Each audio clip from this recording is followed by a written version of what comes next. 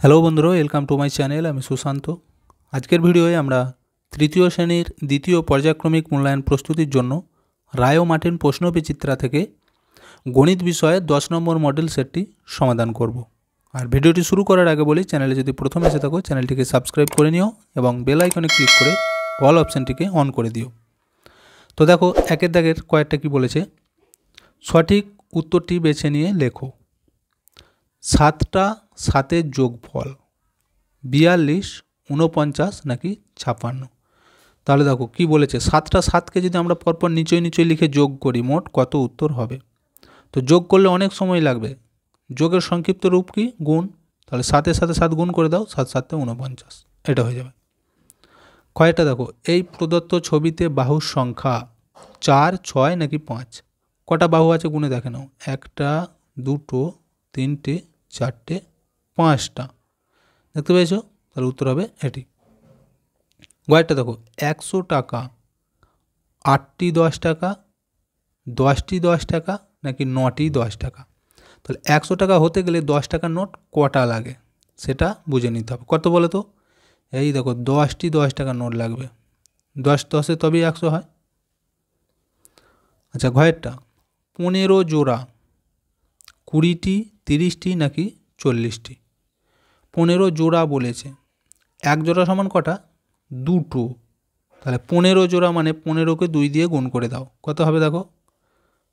30 হবে। 5 দুগুণে 10, 0 হাতে রইল 1, 2 একে 2 রেখে 3, তাহলে এই 30টি। ওয়ানটা দেখো এবার, ভাজক ভাগশেষের চেয়ে বড়, ছোট নাকি সমান হয়। ভাজক ভাগশেষের থেকে বড় হয়, এই উত্তরটি হবে। আচ্ছা, এরপর 2-এর দাগেরগুলি দেখো, শূন্য স্থান পূরণ করো। কয়েকটা দেখো, ভাজক 5 ভাগফল 8 ভাগশেষ 2 হলে ভাজ্য কত। তো ভাজ্য কত বার করতে গেলে একটা কিন্তু নিয়ম রয়েছে আমাদের। ভাজ্য সমান কি হয়? ভাজক গুণিত ভাগফল যুক্ত ভাগশেষ।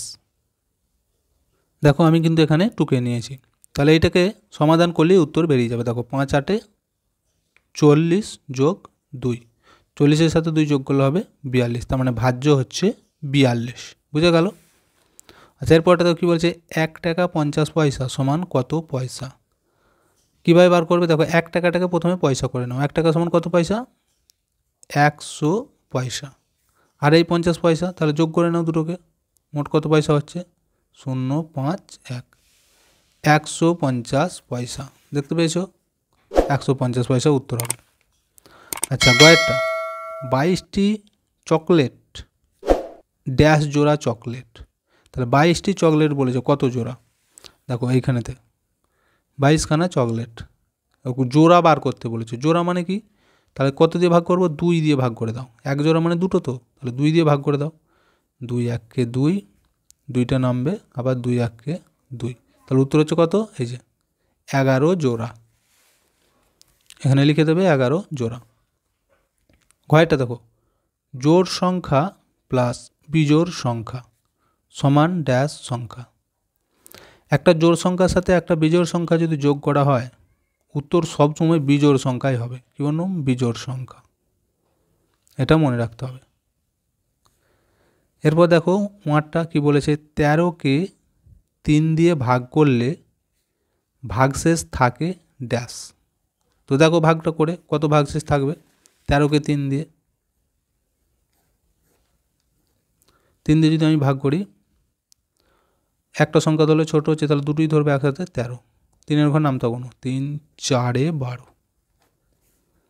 5 খালে কিন্তু বেশি হয়ে যেত। তো এবার দেখো বিয়োগ করব, 2 থেকে 3 1 গিঁটে, তাহলে কত থাকছে ভাগশেষ? এইটা 1। এখন উত্তর হয়ে যাবে 1। এরপর 3-এর দাগেরগুলি দেখো কি বলেছে, নিচের বিবৃতিগুলি সত্য বা মিথ্যা লেখো। কয়েকটা বলেছে, কোনো জোড় সংখ্যা সর্বদাই 2 দ্বারা বিভাজ্য। কোনো জোড় সংখ্যা সর্বদাই 2 দ্বারা বিভাজ্য, অর্থাৎ জোড় সংখ্যাকে সবসময় 2 দিয়ে ভাগ করা যায়।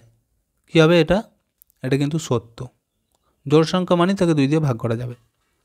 কয়টা দেখো, দেশলাই বাক্সের আকৃতি ত্রিভুজ আকার। একটা দেশলাই বাক্স কেমন দেখতে হয়? ত্রিভুজের মতো কি? 3 কোণাচি নয়, তাহলে এটা মিথ্যা। আচ্ছা, গয়েরটা দেখো, এই চিত্রটিতে মোট ত্রিভুজ আছে দুটি। আচ্ছা, কটা ত্রিভুজ আছে গুণে দেখো তো।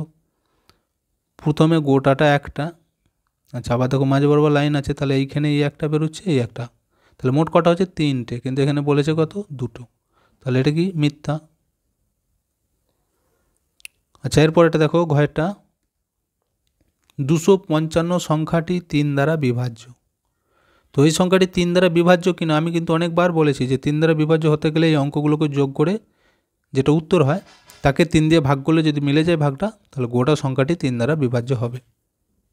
আমি এখানে টুকে নিয়েছি, তাহলে 255 যে অঙ্কগুলোকে যদি যোগ করি কত হচ্ছে 2 যোগ 5 যোগ 5, 5 2 7 আর 5 12। এবার 12কে যদি আমরা 3 দিয়ে ভাগ করি দেখো তো মিলছে কিনা,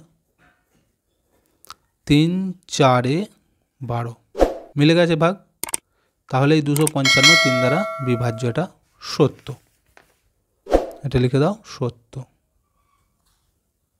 উমারটা দেখো, 1 টাকা সমান 100 পয়সা, এটাও সত্য। 4 দাগেরগুলি দেখো কি বলেছে, জোড় ও বিজোড় সংখ্যাগুলি বেছে নিয়ে লেখো। 88 69 127 240 642। এখানের মধ্যে কোনগুলি জোড় সংখ্যা কোনগুলি বিজোড় সংখ্যা। তো কিভাবে আমরা বার করব, সহজ নিয়ম, 2 দিয়ে ভাগ করবে, যেগুলি মিলে যাবে সেগুলি সব জোড় সংখ্যা, যেগুলো মিলবে না ভাগ সেগুলি হবে বিজোড় সংখ্যা। দেখো আমি কিন্তু ভাগটা আর করে দেখাচ্ছি না, আমি মুখে বলে দিচ্ছি। এই যে 88 এটা জোড় সংখ্যা, 240 জোড় সংখ্যা, 642 জোড় সংখ্যা, বুঝে গেল। আর এই যে 69 এবং 127 এগুলি হচ্ছে বিজোড় সংখ্যা। এরপর দেখো 5 দাগে কি বলেছে, গুণফল নির্ণয় করো। 135কে 6 দিয়ে গুণ। দেখো আমি স্থানীয় মানে বিস্তার করে গুণটা দেখিয়ে দিচ্ছি, এমনি উপর নিচে লিখে তোমরা কিন্তু গুণটা পারবে। স্থানীয় মানে বিস্তার করে যদি করা হয় 135কে কী হবে, প্রথমে তাহলে 100, তারপরে ঘরে হবে 30, তারপর হবে 5। এবার সব কটাকে 6 দিয়ে গুণ করে দাও, কত করে হচ্ছে দেখো এবার, 6 0 0 6 0 0 6 1 6, 600, 6 0 0 3 6 18, 180, 5 6 30। এবার কাজ কি, এই তিনটে উত্তরকে একসাথে নিচে নিচে লিখে যোগ করে দাও, তাহলে উত্তর হয়ে যাবে 600, 180 আর 30। 0 0 0 8 আর এই 3 আছে, তাহলে যোগগুলো কত হবে, 8 পর 9 10 11, 11 1 হাতে 1 1 আর এই 1 2 আর এই 6, 2 পর 3 4 5 6 7 8, তাহলে উত্তর হচ্ছে 810। নির্ণয় গুণফল 810। এরপর 6টা দেখো কি বলেছে, সুমনের কাছে 208টি স্ট্যাম্প আছে, খাতার 2টি পাতায় সমানভাবে ভাগ করে লাগাতে হবে, প্রতি পাতায় কটি স্ট্যাম্প লাগবে। তাহলে দেখো সমান ভাগে ভাগ বলে দিয়েছে, এখানে কিন্তু কি করতে হবে বোঝাই যাচ্ছে যে ভাগ কতটা লেখাই রয়েছে। তাহলে 208কে আমরা ভাগ করব কত দিয়ে, এই যে দুটো পাতা বলেছে তাহলে 2 দিয়ে ভাগ করব। দেখো ভাগটা করলে কত হবে, 2 আছে যেহেতু তাহলে 1 খাওয়াবো, 2 1 2 মিলে গেল। 0 নামাবো, 0 খাইয়ে আমরা 0 মিলিয়ে দেবো। 8টাকে নামাবো, এবার 2 ঘর নামতে গুণে দেখো কোথায় হচ্ছে 8, 4 2 8 মিলল। তাহলে উত্তর হচ্ছে আমাদের 104, অর্থাৎ এক একটি পৃষ্ঠায় 104টি করে স্ট্যাম্প লাগানো যাবে বা লাগাবে। দেখো এখানে সমস্ত অঙ্কগুলি আমাদের কমপ্লিট হয়ে গেল। ভিডিওটি এখানেই শেষ করছি। ভিডিওটি যদি ভালো লাগে অবশ্যই একটা লাইক দিয়ে দিও এবং শেয়ার করে বন্ধুদেরকেও দেখার সুযোগ করে দিও।